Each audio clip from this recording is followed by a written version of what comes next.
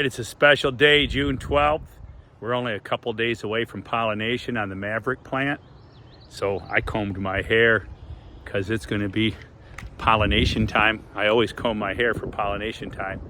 All right, join me today and we're going to talk a little bit about pollinating, varying vines, and just some good old methods that combine with new science and the latest, greatest knowledge. A lot of misconceptions out there. So join me today talking about giant pumpkins.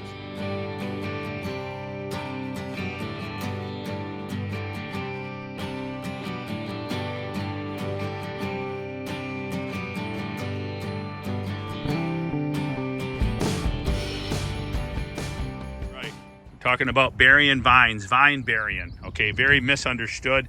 I think we really need to be careful on the terms we use. When somebody says, hey, Dave didn't bury his vines. Well, upon investigation, I found out Dave did bury his vines. But what Dave did, he half buried his vines, okay? There's a difference between burying your vines and half burying your vines, all right? Completely burying a vine is like this. It is completely buried. Cautious doing that. Your vines will rot down the road if you're on clay. You can get away with that on sandy soils. Well, soils with very good drainage, you can get away with doing this kind of burying and leaving it that way. This is what I call a half bury. Now you notice here that root did not take. This top root here did take. This root right here has thrown itself into the soil. So truly that doesn't need to be buried anymore. It can be left exposed. It's healthier to leave the top vine exposed so it doesn't rot in clay type soils or if you have a wet season. So the misconception is, did the guy bury his vines completely bury his vines, or only half bury his vines? All right, there's the question you need to ask. Right there, we do a half bury where we're leaving it exposed. So to clear up the confusion, general statements are kind of tricky. Here we got a little pumpkin out there. Gonna make sure it's not getting injured by the bamboo sticks. We dropped to colder temperatures here. Anyways, this is the Maverick plant. Looks very blotchy, yellow blotching due to probably low manganese, undissolved fertilizer in the soil.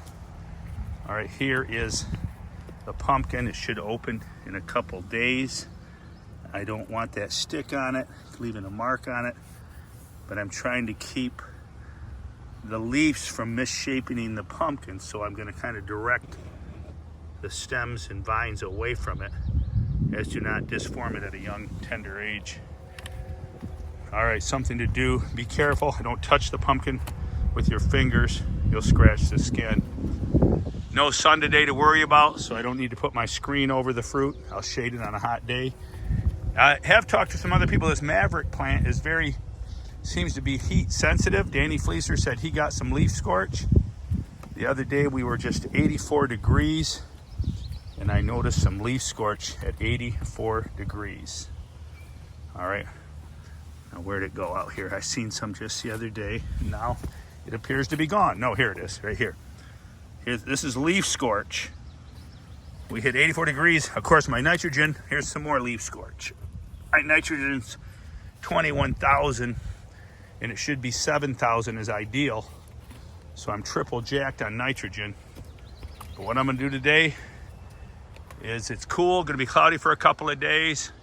Crazy weather, crazy world. I just noticed on today, it said it's 38 degrees out. Well, it's not 38 degrees out, it's 52 degrees out this morning. And we got a little bit of rain, praise the Lord. The plant probably won't use up a lot of rain. But here we go.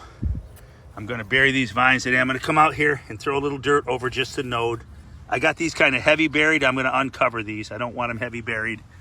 After talking to Dave Steltz, I decided I better back off. Dave says, well, let me tell you what Dave Steltz said, that he's getting more longevity out of his plants by not doing a complete bury of the vine. he's only doing a half berry. He says it actually takes more time to half berry the vine than to completely berry it.